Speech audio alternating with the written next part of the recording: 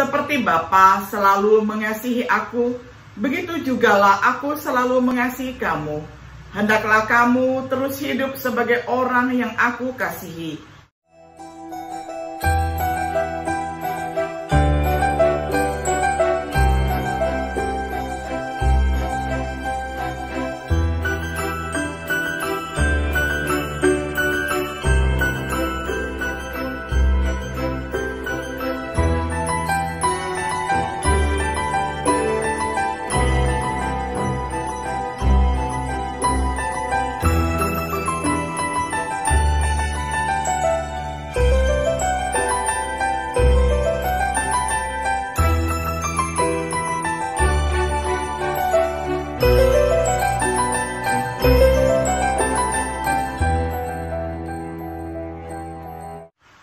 Shalom sahabat Biblika yang dikasihi oleh Tuhan. Sungguh senang hari ini kita dapat berjumpa kembali di dalam acara refleksi sahabat Biblika. Pada hari ini kita tiba pada episode yang ke-17 di dalam serial pembahasan kitab 1 Korintus dengan tema yang terbesar adalah kasih. Saya akan membacakan firman Tuhan untuk kita semuanya dari 1 Korintus 13 ayat pertama hingga ayatnya yang ke-13. Namun saya hanya akan membacakan untuk kita semuanya dari ayat yang ke-13 saja di dalam terjemahan sederhana Indonesia.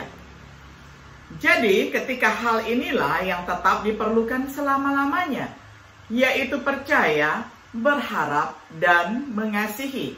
Tetapi yang paling penting di antara ketiganya adalah mengasihi. 1 Korintus 13 ayat 13. Sahabat Biblika yang dikasihi oleh Tuhan, dalam ceramahnya tentang karunia rohani, Paulus memuji nilai kasih, memperkenalkannya sebagai jalan yang lebih unggul, menekankan kebutuhannya bersama dengan kemampuan atau layanan apapun yang mungkin kita miliki. Paulus menjelaskan keunggulannya yang tetap atas karunia rohani.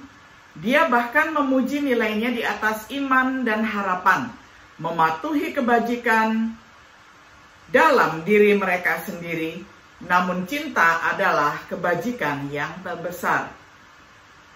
Mengapa kasih sangat dihargai oleh Paulus? Dan jika itu adalah kebajikan yang begitu besar, bagaimana seharusnya kita mewujudkannya dalam hidup kita? Pertanyaan-pertanyaan ini akan dijawab dalam refleksi Biblika kali ini. Pertama-tama dengan meringkas kebesaran kasih. Kasih memotivasi Tuhan untuk menyelamatkan kita. Karena kasih akan dunia, Allah memberikan anaknya yang tunggal. Dan beginilah cara Allah menyatakan kasih-Nya kepada kita. Dia mengutus anaknya yang satu-satunya ke dalam dunia ini, supaya kita bisa menerima hidup kekal melalui anaknya itu. Dalam tindakan itu, nyatalah kasih yang luar biasa.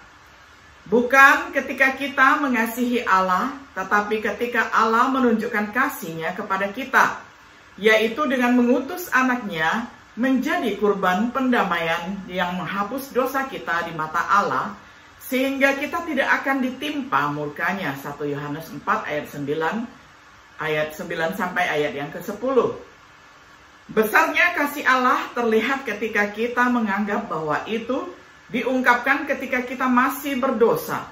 Sebelumnya, manusia sama sekali tidak mampu melakukan apa-apa untuk menjadi benar di hadapan Allah. Tetapi justru ketika kita dalam keadaan tidak berdaya seperti itu, Kristus mati bagi kita. Walaupun sebelumnya kita selalu memusuhi Allah. Sangat sulit bagi seseorang untuk mau mengorbankan diri demi menyelamatkan orang lain. Sekalipun dia mengenal orang itu sebagai orang jujur, namun bisa saja seseorang rela mengorbankan dirinya sampai mati demi menyelamatkan sahabatnya. Tetapi Kristus mati bagi kita ketika kita masih hidup sebagai orang berdosa yang memusuhi Allah. Demikianlah Allah menunjukkan bahwa Dia sangat mengasihi kita. Roma 5 ayat 6-8. Kasih memotivasi Kristus untuk mati bagi kita. Kasih Bapa terhadap anak memotivasi anak untuk mengasihi kita. Seperti Bapa selalu mengasihi aku, begitu jugalah aku selalu mengasihi kamu. Hendaklah kamu terus hidup sebagai orang yang aku kasihi. Yohanes 15 ayat 9. Kasih seperti itu kemudian memotivasi Kristus untuk mati bagi kita. Kasih yang paling luar biasa terlihat ketika seseorang rela mengorbankan diri demi menyelamatkan sahabat-sahabatnya. Yohanes 15 ayat 13. Kasih motivasi kita untuk hidup bagi Kristus. Kasih Kristus menyebabkan Paulus untuk hidup bagi dia. Karena kasih Kristus menguasai hidup kami, maka kami yakin bahwa Kristus sudah mati untuk semua orang. Dengan demikian, kita semua yang bersatu dengan dia, secara rohani juga sudah mati terhadap cara hidup yang lama. Kristus mati untuk semua orang supaya kita yang masih hidup tidak lagi hidup hanya untuk diri sendiri, tetapi untuk dia yang sudah mati dan hidup kembali bagi kita. Kehidupan iman Paulus dengan demikian dipengaruhi oleh kasih Kristus kepadanya. Sekarang secara rohani saya sudah disalibkan bersama Kristus. Itu berarti bukan lagi saya yang mengatur hidup saya, melainkan Kristus yang hidup dalam diri saya. Seluruh hidup yang saya jalani dalam tubuh duniawi ini hanyalah berdasarkan keyakinan penuh kepada Anak Allah yang begitu mengasihi saya sampai rela menyerahkan dirinya untuk menebus saya. Galatia 2 ayat 20. Kasih memotivasi kita untuk saling mengasihi.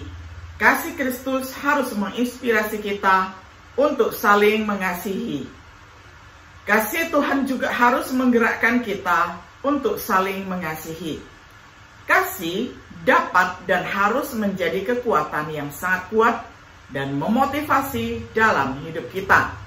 Kita telah melihat bagaimana hal itu mendorong Allah dan Kristus untuk mengungkapkan kasih mereka kepada kita. Kehebatan kasih juga bisa dilihat dari bagaimana seharusnya kita mengungkapkannya dalam hidup kita. Yang kedua, kita belajar tentang ekspresi kasih terhadap Tuhan Kristus. Dengan menaati perintah-perintah Allah dan Kristus, jawab Yesus, "Setiap orang yang mengasihi aku akan mengikuti ajaranku. Bapakku akan mengasihi dia, jadi aku dan Bapakku akan datang kepadanya dan tinggal dalam dirinya. Tetapi orang yang tidak mengasihi aku juga tidak mengikuti ajaranku. Ingatlah, ajaran ini bukan berasal dari diriku, melainkan dari Bapa yang mengutusku." Yohanes 14 ayat 23-24.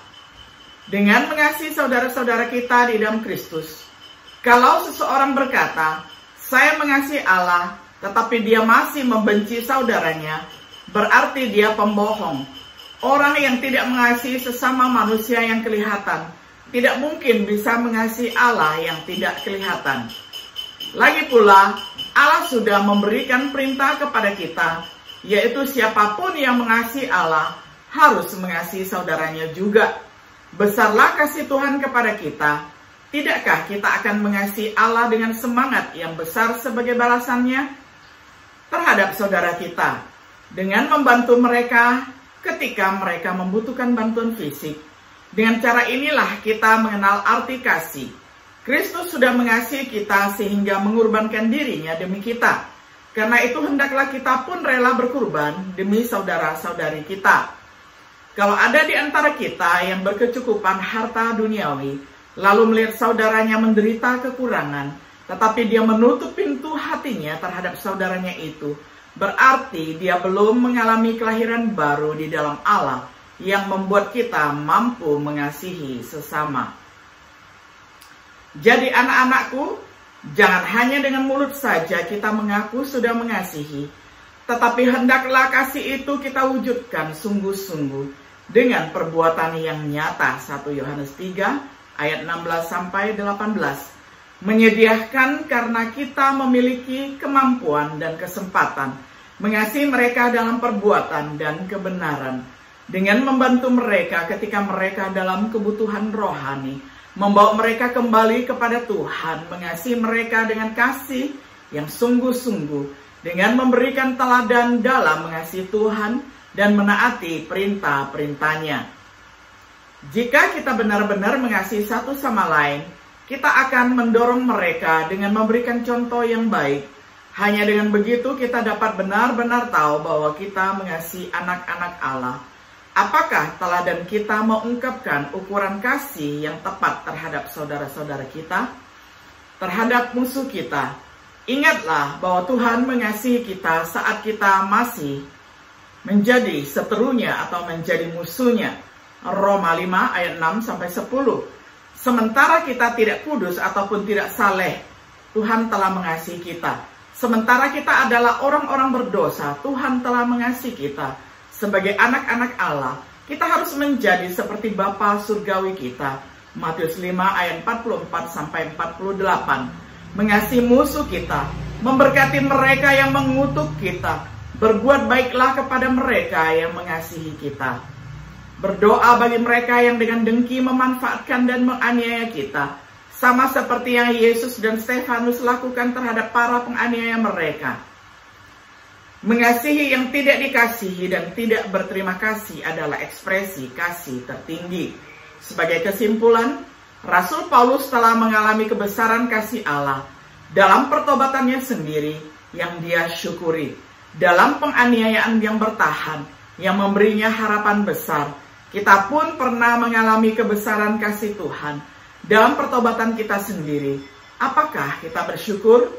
Dalam kehidupan kita sehari-hari, anggaplah bahwa kita sedang berjalan dalam kasih. Kasih memang merupakan kebajikan terbesar. Ketika dipahami dengan benar dan diwujudkan dalam hidup kita, itu berfungsi sebagai dasar bagi iman dan harapan kita. Dan sekarang tinggallah iman, harapan, dan kasih. Tetapi yang terbesar dari semuanya adalah kasih. Sudahkah kita menanggapi kasih Allah dengan mematuhi Injil Kristus? Apakah kita berjalan di dalam kasih seperti Kristus telah mengasihi kita dan menyerahkan dirinya untuk kita? Efesus 5 ayat 2. Sahabat Biblika yang dikasihi oleh Tuhan, kita sudah tahu bahwa di antara IPK, iman, pengharapan, dan kasih, dan yang terbesar itu adalah kasih. Karena kasih berlaku di dunia dan berlaku di surga. Kiranya setiap diri kita boleh menjadi orang-orang yang saling mengasihi Allah dan mengasihi sesama manusia. Tuhan Yesus memberkati kita semuanya. Shalom.